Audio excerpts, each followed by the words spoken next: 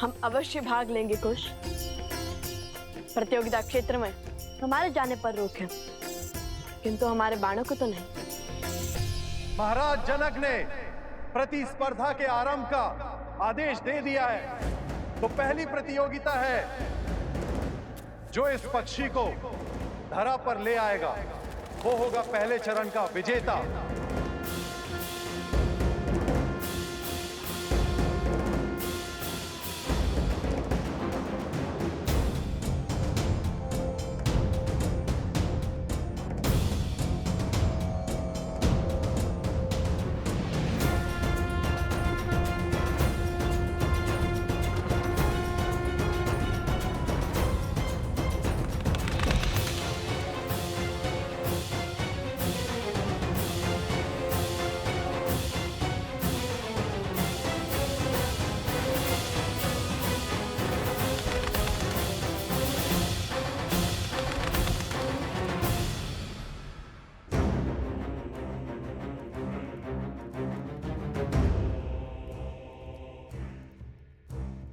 यही आ पहुंचा।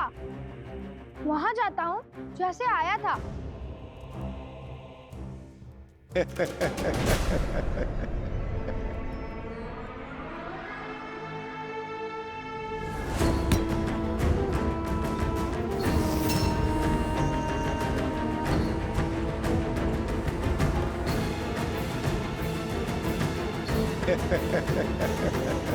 महाराज, इस पक्षी को नीचे लाने के लिए प्रतियोगी इस पर वार करेंगे, इसे मार देंगे।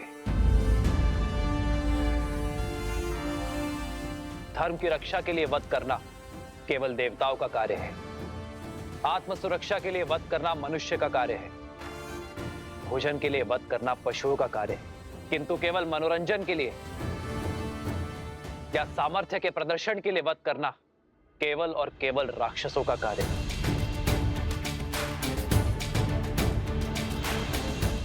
उचित कहा प्रभु, किंतु अब क्या किया जाए? इस पक्षी को बिना मारे भूमि पर लाना होगा। उसे आहत करना निषेध है। उचित कहा आपने श्री राम। मैं ये कैसे नहीं समझा। जिन ऋषि कुमारों की मुझे खोज है वो इस प्रतियोगिता में जीव हत्या कदापि नहीं करेंगे। भ्राता कुशाध्वज,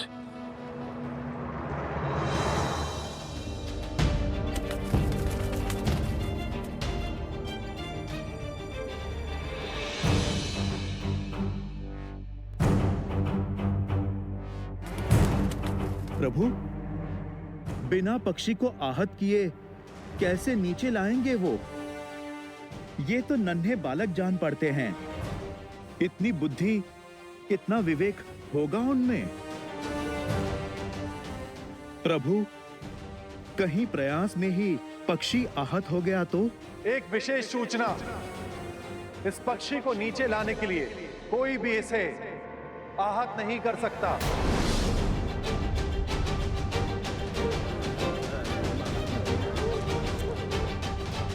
अरे बिना वार किए नीचे कैसे लाएंगे?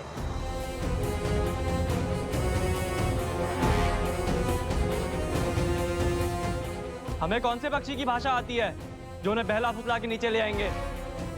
हम सब साथ में बाण मार कर भी उसे नीचे नहीं ला पाएंगे। असंभव है प्रतिस्पर्धा पूरी करना।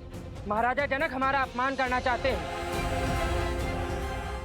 इसीलिए इन्होंने असंभव शर्त रखी है। हाँ हाँ, ये अपमान है हमारा। हाँ हाँ, ये अपमान है हमारा। हाँ हाँ, ये अपमान है हमारा। हाँ हाँ, ये अपमान है हमारा। हाँ हाँ, ये अपमान है हमारा। ये अपमान है हमारा। शांत हो जाइए, शांत हो जाइए। हम कैसे शांत हो जाए? ये अपमान है हमारा।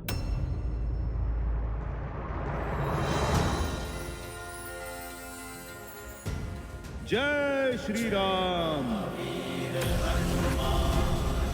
भैया वो देखिए, हनुमान जी, हनुमान जी। जय हनुमान, जय बजरंगबली। धन्य हो गए हम। पहले प्रभु श्री राम और अब हनुमान जी के भी दर्शन हो गए हमें। ऊपर माता सीता के दर्शन हो जाए। राम नाम से सागर में पत्थर तैर गए महाशय।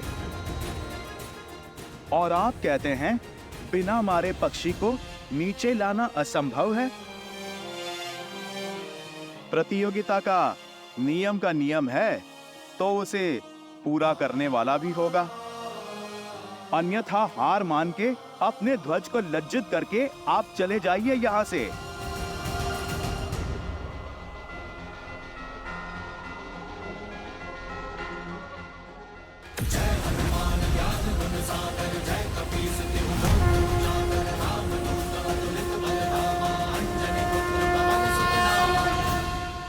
हम पक्षी को बिना आहत करे भूमि पर तो ले आएंगे, किंतु ये केवल प्रथम चरण है और हमारे इस कार्य से महाराज जनक को भी ज्ञात हो जाएगा कि हम प्रतियोगिता क्षेत्र में आ चुके हैं। हाँ, उनके जान जाने में कोई समस्या नहीं है। समस्या तो प्रतियोगिता में भाग लेने से पहले उनसे मिलने में है। नहीं कुश, अभी प्रतियोगिता के कई चरण शेष हैं। यदि प्रतियोगिता पूर्ण होने से पहले प्रभु या महाराज जनक ने हमें पकड़ लिया तो माता के आदेश का उल्लंघन होगा। उन्होंने प्रतियोगिता पूर्ण होने से पहले महाराज जनक से ना मिलने का आदेश दिया था। तुम दोनों वहाँ स्पर्धा में भाग लेने के लिए जा रहे हो तो बाकी प्रतियोगियों से भिन्न नहीं रहना, क्योंकि यदि उन्हें ज्ञात हुआ कि तुम दोनों मिथिला नरेश को जानते हो तो बातें बनेंगी। अर्थात हर बार प्रतियोगिता जीतकर हमें अपना स्थान बदलना होगा जब तक प्रतियोगिता पूर्ण ना हो जाए। चलो पहले ये चरण तो जीत लो।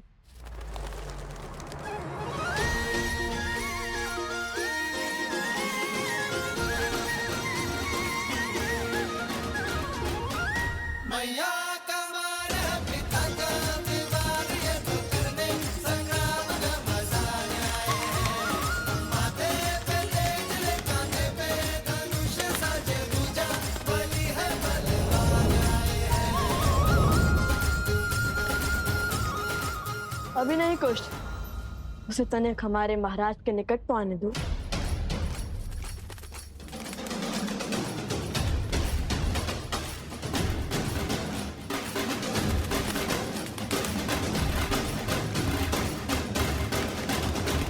अब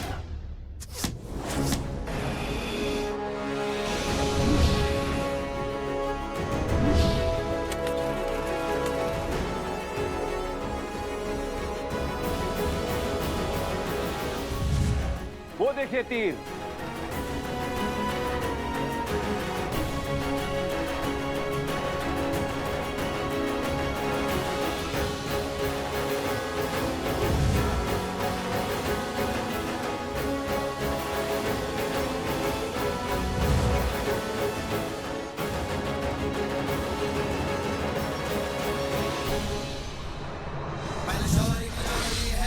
महावीर भी करते प्रणाम, जो करे प्रहार तो हिल जाए धरती पर्वत आसमान।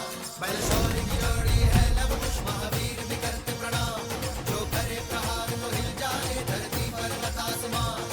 धनुष उठावे प्रत्यंचा जब करे बाण संधान, तो इनमें दिखे सीता का धीरज बल जैसे श्री राम।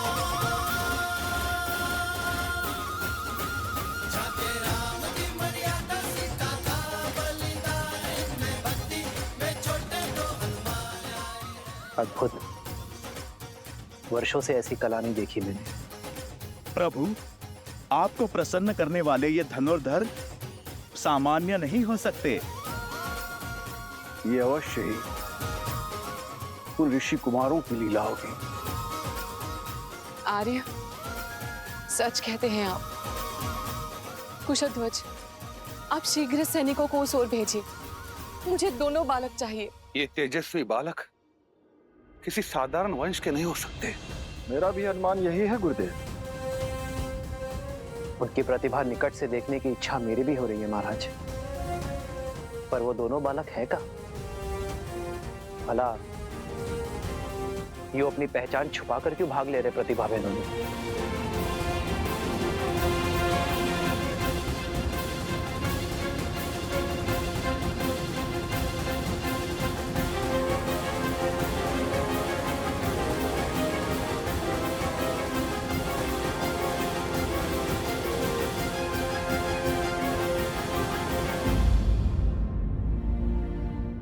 मुझे पूर्ण विश्वास है कि ये वही वीर बालक है, किंतु ये चुप चुप किस स्पर्धा में भाग क्यों ले रहे हैं? उन बालकों को खोजना चाहते हैं तो प्रतिस्पर्धा आगे बढ़ाइए महाराज।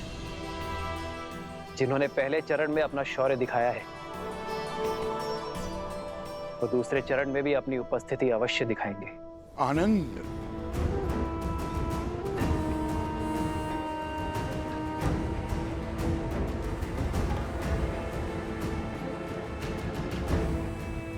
कोई बात नहीं, अभी कुछ देर में तुम्हारे मित्र प्रतिस्पर्धा जीत जाएंगे और तुम उनका सत्य सबके सामने उजागर करोगे। फिर हम दोनों उत्सव मनाएंगे।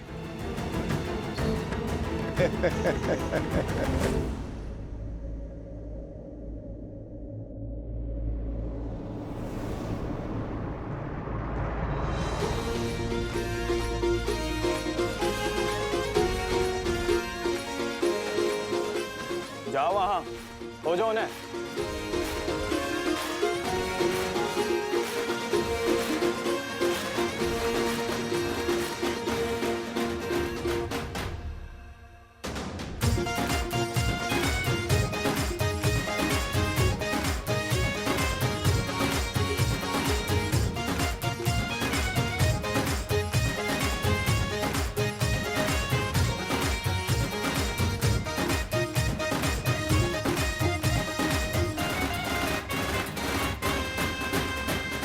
यदि माता के आदेश की बेड़ियां ना होती तो अब तक प्रभु श्री राम के आशीष पा चुके होते, कदाचित माता सीता के भी।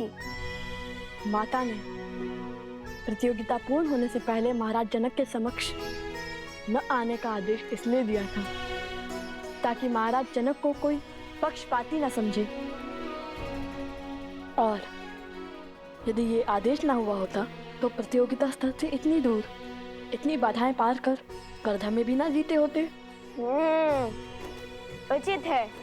और वैसे भी प्रभु श्री राम का आशीष तो देश सवेर भी ले लेंगे हम।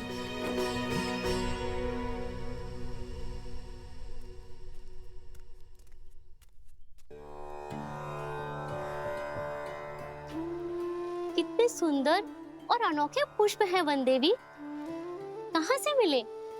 आश्रम के आसपास तो ऐसे पुष्प नहीं है। फाल्गु नदी से लौटते समय लवकुश लेकर आए थे। इतनी सुंदर और अद्वितीय माला बनाई, किंतु इतनी छोटी क्यों? ये मेरे आराध्य के लिए, जिनकी मूर्ति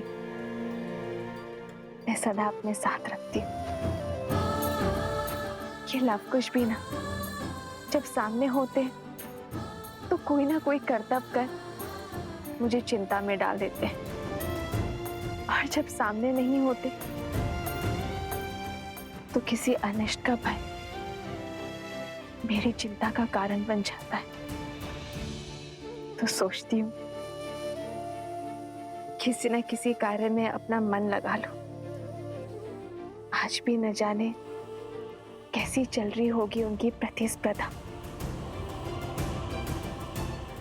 कहीं माता उन्हें देखकर सत्य न जान गई हो।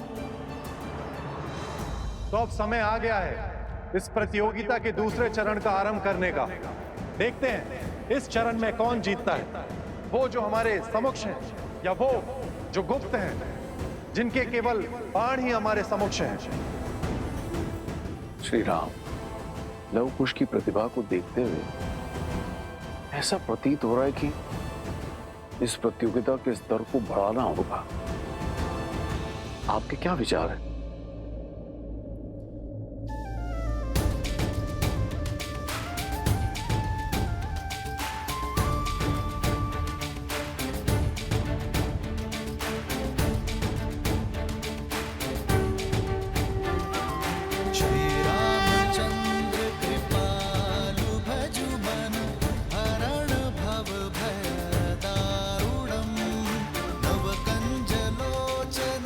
गंज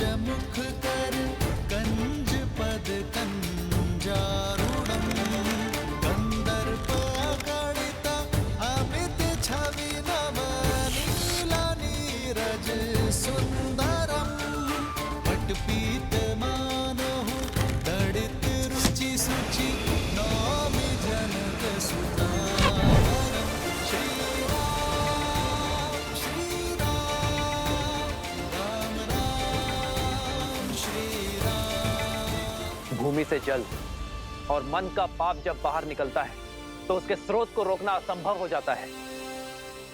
आज जो धनुर्धारी इस जल के स्रोत को रोक पाएगा वही वास्तव में महान कहलाएगा और इस चरण का विजेता भी।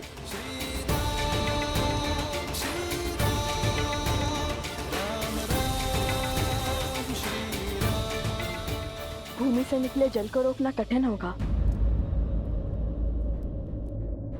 अत्यंत कठिन कार्य है श्री राम। किसी भी भूमि से जल निकालना गुरु अपने शिष्य को अवश्य सिखाते हैं, किंतु धरा से निकलते जल को रोकना ये हर किसी के बस की बात नहीं है। वीरों को परख रहे हैं महाराज। परीक्षा इतनी सरल कैसे हो सकती है? देखते हैं उन ऋषि कुमारों ने विद्या सीखी है या नहीं।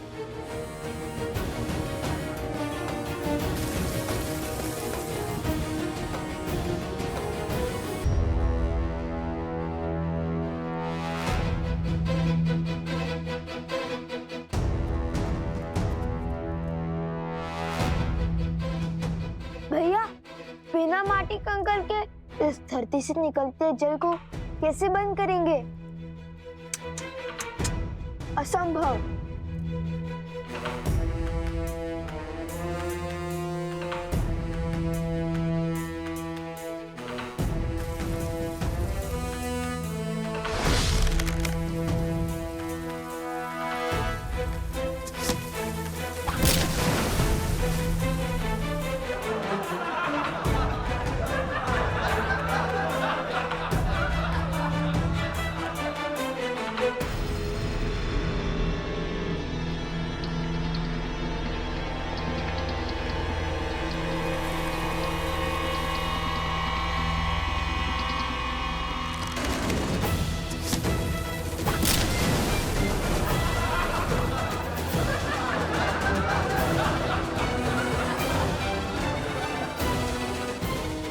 स्मरण है भगवान वाल्मीकि ने हमें क्या कहा था?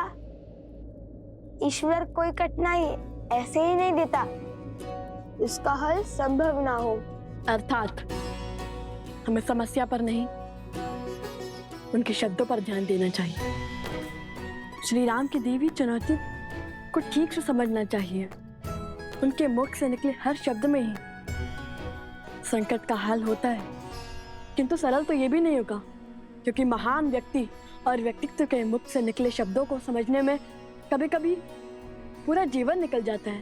अरे शीघ्र हल खोजिए भैया, जीवन भर यही थोड़ी ना छुपे बैठ सकते हैं।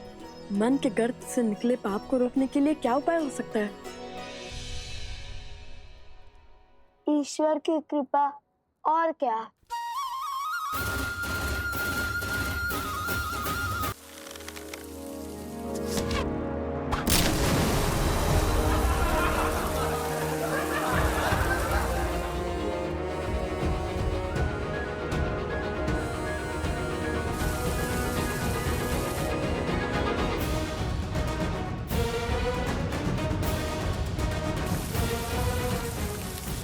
लो, मिल गया उपाय।